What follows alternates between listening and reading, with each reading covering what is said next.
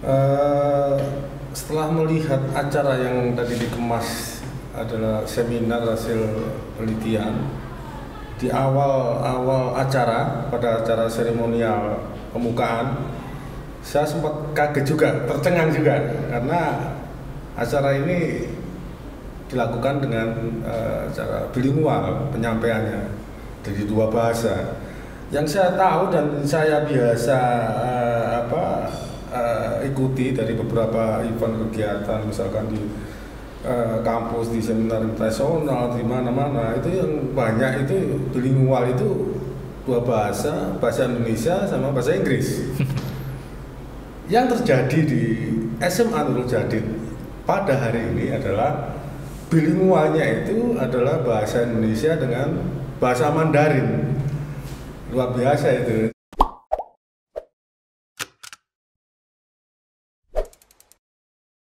Assalamualaikum warahmatullahi wabarakatuh. Waalaikumsalam. Selamat datang di podcast SMA Nurul Jadid. Alhamdulillah pada siang hari ini kita kedatangan tamu yang sangat istimewa. Yang pertama Bapak Irwantoro, Esos MSI dari Balitbank Provinsi Jawa Timur.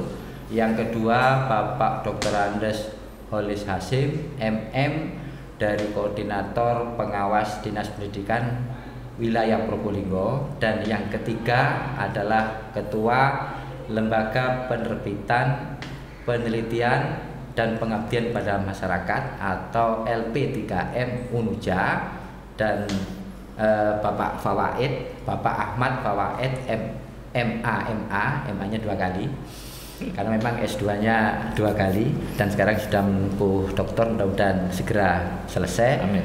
Kebetulan juga beliau pelatih ahli Sekolah Penggerak Angkatan yang kedua. Kedatangan tamu-tamu kita pada hari ini berkaitan dengan pengembangan sekolah riset dan sekolah berbasis riset yang sekarang sudah memasuki tahun kedua. Tahun yang pertama kita banyak disupport oleh pengawas pendidikan Kabupaten Probolinggo, kemudian juga bekerjasama dengan LPM Unuja, dan kita menandatangani MOU pada tanggal 15 November 2021, dan kita akan menindaklanjuti dengan Balitbank Provinsi yang pada hari ini diwakili oleh Bapak Irwantoro. Tadi kita bersama-sama sudah mengikuti acara presentasi dari seminar hasil penelitian anak-anak. Mungkin sebelum lebih jauh kita minta tanggapan. Yang pertama dari Pak Irwan, bagaimana kesannya ketika mengikuti sebagai tim penguji pada pelaksanaan kegiatan seminar hasil penelitian? Monggo. Terima kasih Pak Didi sebagai Kepala Sekolah SMA Nurul Jadid. Setelah melihat acara yang tadi dikemas adalah seminar hasil penelitian, di awal acara, pada acara seremonial pembukaan, saya sempat kaget juga, tercengang juga, karena acara ini dilakukan dengan cara bilingual penyampaiannya dari dua bahasa. Yang saya tahu dan saya biasa ikuti dari beberapa event kegiatan, misalkan di kampus, di seminar internasional, di mana-mana, itu yang banyak itu bilingual, itu dua bahasa, bahasa Indonesia sama bahasa Inggris. Yang terjadi di SMA Nurul Jadid pada hari ini adalah bilingualnya itu adalah bahasa Indonesia dengan bahasa Mandarin. Luar biasa itu. Saya sangat tercengang juga dengan penyampaiannya yang secara pronunciation mungkin ya luar biasa itu, dari siswa kelas berapa tadi Pak Didik? Kelas 2. Kelas 2. Iya. Nah, itu yang wah, ini luar biasa ini. Saya sempat rekam juga tadi Pak Didik dengan HP saya. Nanti akan saya tunjukkan ke teman-teman bahwa ini SMA Nurul Jadid ini ya gimana ya, ada sesuatu yang memang spektakuler gitu, dimana seperti halnya kita ketahui SMA Nurul Jadid adalah di bawah yayasan Pondok Pesantren Pak ya. Kalaupun bilingual kalaupun bilingual adalah bahasa Arab dengan bahasa Indonesia. Ini bahasa Mandarin dengan bahasa Indonesia. Waduh, luar biasa. Kalau pakai bahasa Arab Indonesia udah biasa, Pak. Biasa itu. Kalau di pesantren ya. Kalau kira beliau pakar jasa kan ketahuan. Kalau Mandarin kan tidak ketahuan. Saya pakarnya bahasa Madura, Pak. Iya, kalau ada Pak Fawai tadi kalau bilingualnya bahasa Inggris, wah biasa. Ini bahasa Mandarin gitu. Jadi kalau yang terkaitan ujian tadi bagaimana terkait dengan riset yang dilakukan oleh anak-anak tadi kan juga mengikuti menguji anak-anak juga. Iya, jadi diberi kesempatan untuk menguji hasil riset siswa di Nurjadi dengan bersama Pak Khalis dari Dinas Pendidikan dan Pak Fawait dari Unuja. Di awal saya juga sempat tercengang juga tadi karena memang loh ini lokus risetnya ini di Belanda ini, waduh gimana ini dari di mana tadi Pak Fawait di mana? Potem College. Potem College ya itu saya ingin tahu dari Ananda tadi. Ananda siapa Pak ini? Ya, itu kan ceritanya itu karena masa pandemi. Ya. Kemudian sistem pembelajaran itu online semua. Kita juga koordinasi pada dinas, ya apa bedanya online dari Python, dari Bondowoso dan juga dari Belanda. Iya. Sama-sama online-nya. Yang penting prinsipnya pembelajaran anak itu terlayani dan kita mengembangkan pembelajaran yang menggunakan Google Meet ya. Iya. Dan yang menarik itu beda waktu, di mana kita mulai jam 7.30 di sana masih dini hari sehingga bangunnya saya tentang waktunya bedanya terlalu. Ya alhamdulillah juga penelitiannya rupanya juga di sana support ya sehingga dari aspek metodologi ya dan sebagainya itu kayaknya sudah bagus juga. Itu barangkali juga bisa masuk dalam kategori yang bisa dimuat di jurnalnya Balitbang ini. Insya Allah nanti kami rekomendasikan untuk disubmit ke jurnal Litbang Prof Jatim. Tapi ini tadi ada sedikit dengan Pak Fawait ini karena Pak Fawait juga mau dimasuki juga jurnalnya Unuja ini Pak. Itu jangan-jangan sama-sama tergantung reviewer. Tergantung reviewer karena Pak Fawait susah reviewnya. Ya alhamdulillah kalau banyak yang akan memuat ya berarti kan berkualitas ya bermutu ya. Mungkin kita minta ke Pak Khalis bagaimana pandangan Pak Khalis terkait dengan sekolah riset dan sekolah berbasis riset ini. Ya, jadi ini satu terobosan yang luar biasa. SMA Nurjadi sudah mendeklar sekolah berbasis riset dan sekolah riset 2 tahun yang lalu, ini kan tahun kedua. Bagi kami itu prinsipnya intinya bahwa ini adalah membuat satu kultur baru. Kultur baru di sekolah.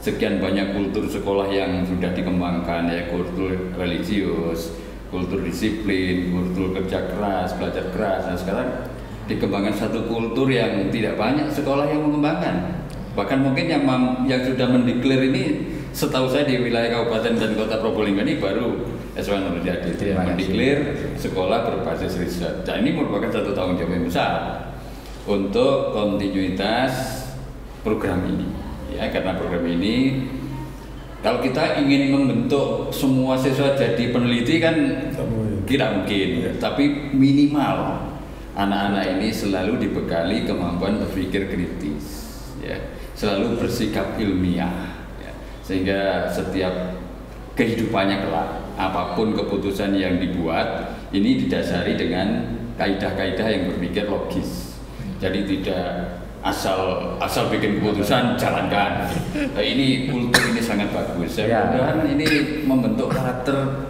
ilmiah ya di kalangan anak-anak. Ini harapannya seperti itu. Kalau misalnya nanti ada yang peneliti dan ditampung di kantornya Pak Irwantoro, nah ini luar biasa kan itu. Iya. Tapi minimal membekali anak-anak ini dengan budaya berpikir ilmiah, logis dan sebagainya. Ini luar biasa. Kami berani kan juga karena supportnya Pak Khalis selaku pengawas dan juga berdekatan dengan Universitas Nurjadi, ada LP3M ya, sehingga kami juga memberanikan diri memfasilitasi kegiatan terkait dengan kemampuan sumber daya kami, pelatihan dan seterusnya itu kan juga bisa disupport dari lembaga penerbitan, penelitian dan pengembangan pengabdian kepada masyarakat atau LP3M Nur Jadid itu, dan itulah yang membuat kami berani. Sehingga kemudian kolaborasi ini kita tingkatkan, akhirnya terhubung juga dengan Balitbang Provinsi. Mudah-mudahan ke depan juga ke BRIN BRIN yang bisa berkolaborasi dalam mengembangkan riset, sekolah riset dan sekolah berbasis riset. Kalau sekolah riset itu kan sebetulnya sasarannya kepada anak-anak, bagaimana menanamkan anak-anak itu memiliki jiwa penelitian ya. Kalau yang sekolah berbasis riset ya kepada kita pengelolanya, supaya juga keputusan-keputusan sekolah itu juga berdasarkan riset-riset yang ada, tidak asal diputuskan. Di sisi lain, ini yang kita gali juga, bahwa tugas SMA itu adalah mengantarkan anak-anaknya baik dari potensi akademik maupun non akademik untuk bisa melanjutkan ke perguruan tinggi. Nah, terkait dengan aspek penelitian itu bagaimana di perguruan tinggi, karena kita juga punya sedikit problem ini kan. Itu banyak saudara kita itu gagal gara-gara di skripsinya, sehingga kami tertarik untuk bagaimana membekali sejak dini, bagaimana jiwa-jiwa peneliti itu sudah mulai muncul. Mungkin bagaimana tanggapannya Bapak? Dilanjutkan mungkin. Ya. Semoga ini bukan pengalaman pribadi ya. Tulisan skripsi. Tapi kan agak sulit. Insya Allah memang saya agak lama, tapi kan juga membantu banyak teman. Ya. Tapi saya membantu banyak teman ketika mengerjakan skripsi. Bahkan itu lintas fakultas kan dan saksinya sampai sekarang juga banyak. Nanti siswanya juga dibuatkan juga. Gurunya terima kan. Mungkin Bapak terkait dengan fenomena di perguruan tinggi terkait dengan penelitian ya. Ya, terima kasih Pak Didi. Jadi hakikatnya masalah utama di perguruan tinggi khususnya bagi mahasiswa-mahasiswa awal itu mereka tidak memiliki kemampuan dasar, keterampilan dasar untuk melakukan penelitian dan pengabdian utamanya. Padahal di semester 7 mereka sudah harus melakukan KKN, di mana salah satu luarannya adalah membuat laporan pengabdian kepada masyarakat. Di sekarang sudah mulai banyak sekali perguruan tinggi yang membuat kebijakan tugas akhir itu bukan hanya berbentuk skripsi, tapi juga artikel jurnal. Artinya apa? Mahasiswa sekarang ke depan itu sudah mendapat tantangan yang lebih baru, tantangan yang lebih meningkat daripada tahun-tahun sebelumnya. Kalau ini tidak didukung dengan kebijakan sejak dari mereka sekolah, itu akan menyulitkan untuk membentuk iklim seperti itu. Makanya SMA Nurul Jadid saya pikir sudah dua langkah lebih maju saya pikir. Bagaimana mahasiswa-siswa yang tugas akhir ini sudah diwajibkan untuk membuat satu karya ilmiah. Nah, hanya saja memang nanti perlu dikuatkan mulai dari sistematika, kemudian dari tata bahasa hingga dari kedalaman analisis, itu perlu ada bimbingan yang intensif dari guru-guru. Karena jelas itu Pak Didi, salah satu tugas perguruan tinggi ini dari aspek mahasiswa ya tadi. Kalau dari sisi dosen, mereka punya kewajiban tridharma. Pengajaran, penelitian, dan pengabdian masyarakat. Dan problem dasar yang dihadapi oleh dosen pada saat ini itu memang mereka tidak memiliki kecakapan yang cukup untuk melakukan penelitian dan menulis. Bahkan dalam hal tulis menulis mendasar saja terkadang mereka agak kesulitan. Oleh karena itu kebijakan tentang tugas akhir dalam bentuk laporan penelitian ini patut diapresiasi dan harus dicontoh saya pikir dari sekolah-sekolah agar tadi seperti kata Pak Didi, mereka punya bekal yang cukup pada saat menjadi mahasiswa, karena biar mereka tidak terlalu kaget, wah ini apa, sistematika pembahasan apa, ini metode apa. Nah, ini biar mereka tidak kaget, mereka sudah dihabituasi, dibiasakan. Di pembiasaannya. Di pembiasaannya itu sudah bagus. Nah, itu memang salah satu juga dalam menciptakan lingkungan yang budaya ilmiah. Supaya anak-anak juga punya greget. Dan saya pikir di sekitaran kita juga ada banyak fenomena yang bisa diangkat dalam penelitian, baik dari aspek sains, dari aspek ekonomi, sosial, humaniora. Apalagi kita di pondok pesantren juga sebetulnya kan sistem pendidikannya itu satu kesatuan. Dan barangkali juga apa yang dialami oleh anak-anak menjadi problem kemudian diangkat menjadi suatu penelitian sehingga juga bisa menjadi bahan untuk pengambilan kebijakan yang ada di Ya. pondok pesantren. Mungkin lebih jauh yang ini kaitannya dengan Litbang, kira-kira mungkin memberi gambaran kaitannya dengan kemajuan negara, dengan produktivitas ilmuwannya dalam melakukan penelitian. Karena ada yang mengatakan negara itu tidak akan maju kalau tidak ada inovasi-inovasi. Inovasi tidak akan ada kalau tidak ada penelitian-penelitian. Nah, bagaimana Pak Litbang wilayah tugasnya terkait dengan bidang-bidang penelitian ini, dan terutama nanti dibawa kepada penelitian milenial. Jadi betul sekali, sangat betul sekali yang disampaikan Pak Didi tentang bahwa inovasi itu adalah kaitannya dengan riset. Informasi dari data yang saya peroleh tahun 2019 itu di indeks daya saing global, Indonesia itu ada di peringkat 2018 Indonesia itu ada di peringkat ke 32 di indeks daya saing global. Sebelumnya indeks daya saing global, indeks daya saing itu kan juga muaranya dari riset dan inovasi gitu. Jadi 2019 terjadi penurunan. Kita turun 8 poin dari 32 turun ke 19. Sebagaimana kita ketahui 2021 adalah puncak dari pandemi. Tidak menutup kemungkinan penurunan indeks daya saing global itu untuk Indonesia akan semakin terjun bebas gitu. Makanya saat ini apa yang harus kita lakukan, terutama untuk para generasi penerus kita, anak-anak siswa-siswa SMA atau mahasiswa itu, yaitu tadi dipacu untuk dibudayakan, diberikan pendampingan agar mengenal dan sudah terbiasa.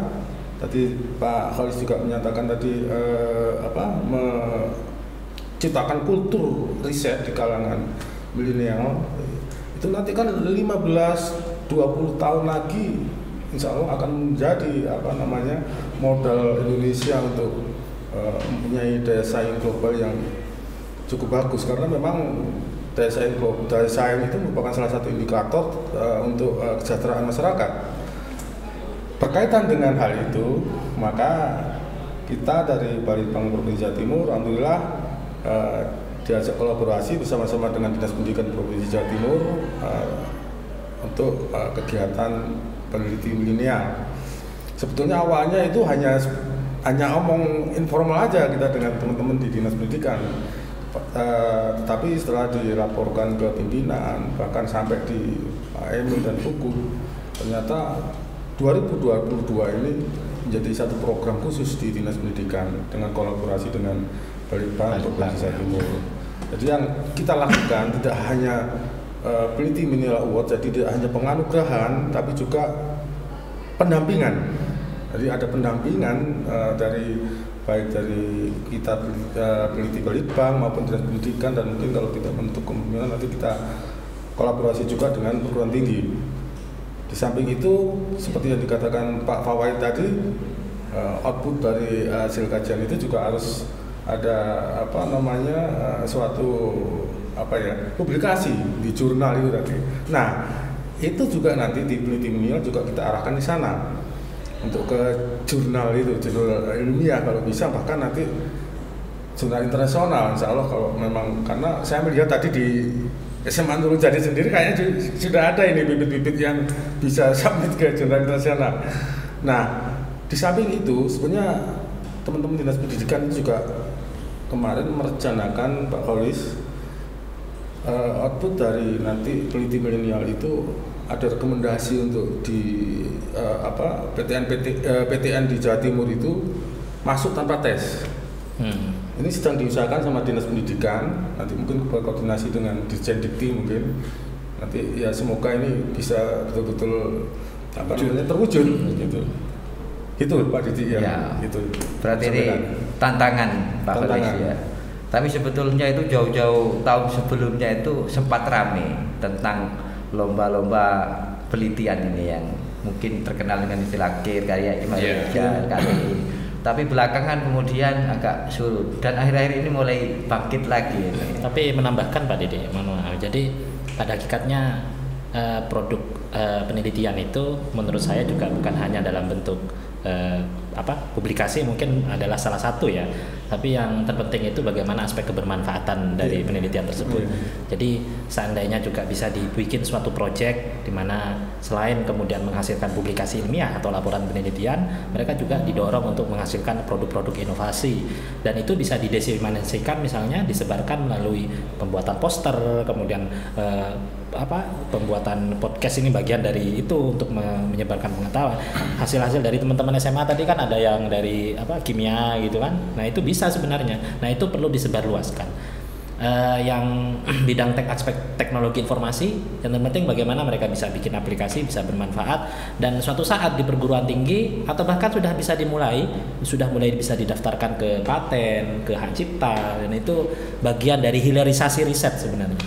Tapi mungkin sebagai satu langkah awal, sebagai langkah awal apa yang dilakukan SMA Nurul Jadid itu satu hal yang sangat dan patut diapresiasi, saya pikir itu ya. Mungkin juga perlu didorong untuk melakukan penelitian dasar. Ya, ini kan yang tidak menarik itu kan penelitian dasar. Iya. Sehingga kita jarang sekali ada, paling banyak itu riset terapan. Iya. Ya. Seperti yang kita lihat tadi kan banyak yang riset terapan. Barangkali juga perlu digali, mungkin ada beberapa anak yang mau dan tertarik melakukan penelitian dasar. Nah, ini bisa menambah fondasi hasanah ilmu yang akan berkembang.